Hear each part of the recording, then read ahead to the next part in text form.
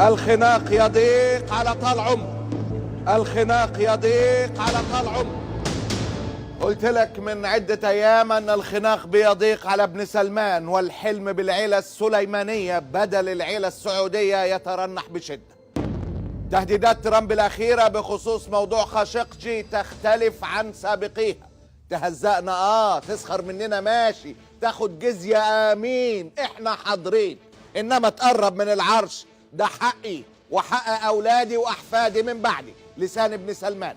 ليست أول مرة يوجه فيها ترامب خطابا لاذعا للسعودية، ولكن اقتراب الخطر من مستقبل محمد بن سلمان شخصيا جعل السعودية ترد اليوم لأول مرة رد رسمي وشبه رسمي في آن واحد بعد صمت دام لأكثر من 14 يوم منذ اختفاء خاشقجي عشية دخول القنصلية السعودية باسطنبول. السعودية النهاردة بتهدد أمريكا بكل وضوح بسلاح البترول. الرد الرسمي جاء من مصدر مسؤول بوزارة الخارجية، مش من وزير الخارجية عادل الجبير اللي ما فتحش بقه من 14 يوم ولا ظهر ولا راح الحمام حتى، لا في الموضوع ده ولا غيره. سره باتع الحقيقة عمود الخيمة، دخل عليهم في الMBC يعرض لهم من أول 10 دقايق في أول حلقة، وادي سلمان لا هو العزم مش عارف يجيب التاني، والجبير اللي قال لك يتمتع بالفصاحة واكل سد الحنك، قال لك عنده ثبات انفعالي. عجبتني قوي. الخارجيه قالت لك اي اجراء هيقابله اجراء اكبر، وان اقتصادنا مش هيتاثر الا وهيتاثر معانا الاقتصاد العالمي، الاقتصاد الامريكي بين قوسين. الرد شبه الرسمي، واللي ما ينفعش يجي في الرد الرسمي ما ينفعش يجي على لسان ابن سلمان، فجه عن طريق تركي الدخيل.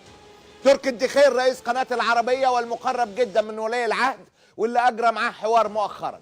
قال الدخيل نصا: نتحدث عن 30 إجراء سعودي لفرض عقوبات على العالم. السيناريوهات كارثية للاقتصاد الأمريكي. الرياض عاصمة وقود العالم. مثلا لن ننتج ال7 مليون برميل اللي عايزهم ترامب. $80 للبرميل بتضايقك كترامب، هنوصله ل100 و$200، بل ربما ضعف الرقم 400. يمكن كمان نخلي سعر البرميل باليوان الصيني بدل الدولار الامريكي، وهنمشي في الحرام مع ايران. ايوه هنمشي في الحرام مع ايران. ايران اللي طول الوقت بنقول انها العدو، هنمشي معاها في الحرام وهتبقى اقرب من امريكا، والله قال كده. روسيا والصين جاهزين، وممكن تلاقوا قاعدة روسية في تبوك قريبا من المنطقة الساخنة، لبنان وسوريا واسرائيل وكده. كفاية؟ لا مش كفاية. هتعمل ايه طال عمرك؟ قال لك حماس وحزب الله لن يصبحوا اعداء. الارهابيين قال لك لا، ما هم ما طلعوش ارهابيين، خلاص طلعوا كويسين. حماس والحزب الله واحتمال الاخوان يطلعوا كويسين. مش هنشتري منكم سلاح. خفتوا ولا لسه؟ ما خفتوش؟ طب هنصفي استثماراتنا في امريكا اللي ب$800 مليار. ده غيض من فيض. دي بعض الحاجات من 30 حاجة هتنفذها السعودية فورا من غير ما يغمض ليها جفن، على حد تعبير تركي الدخيل لسان ابن سلمان، واللي لخص مقالة التهديد بعنوان ان العقوبات الامريكية على الرياض تعني ان واشنطن تطعن نفسها. لو حاولتوا تدخلوا محمد بن سلمان في الاتهام هنولع في الدنيا. المجرم يعترف ضمنا بجريمته ولن يتوانى عن اللعب بأي ورقة لإنقاذ عرشه.